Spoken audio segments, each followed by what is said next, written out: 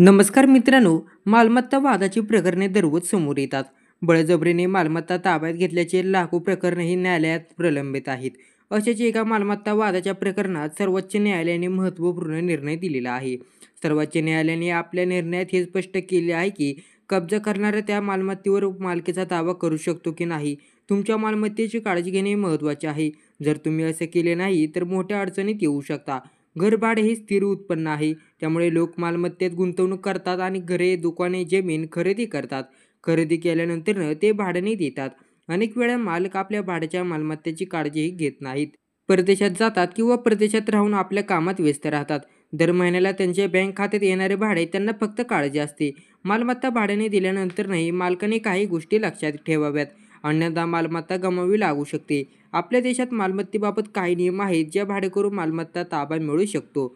भाडेकरू मालमत्तेचा ताबा कधी दावा करू शकतो? ब्रिटिशांनी बनवलेला कायदा आहे प्रतिकूल ताबा इंग्रजीत याला. या कायद्यानुसार भाडेकरू 12 वर्षे सतत राहिल्यानंतर मालमत्तेचा ताबा मिळू शकतो. परंतु काही अटी आहेत. जसे की या 12 वर्षात घरमालकाने ताब्याबाबत कधीही कोणातेही बंधन घेतलेलं नाही. म्हणजे भाडेकरू मालमत्तेवर सतत ताबा घेत आहे, त्यात कोणतेही खंड पडू नये.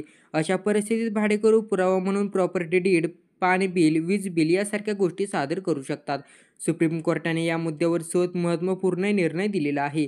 सर्वोच्च न्यायालयाने जमिनीशी संबंधित वादात ऐतिहासिक निर्णय दिला असून ज्याच्याकडे 12 वर्षे जमीन आहे तोच आता जमिनीचा मालक मानला जाईल. सुप्रीम कोर्टाच्या खंडपीठाने म्हटले आहे की 12 वर्षानंतर कोणी त्या जमिनीच्या मालकीचा दावा केला नाही तर त्या व्यक्तीने त्या जमिनीचा ताबा घेतला आहे, तो तिचा मालक मानला जाईल. मात्र सर्वोच्च न्यायालयाचा हा निर्णय खाजगी जमिनीशी संबंधित आहे.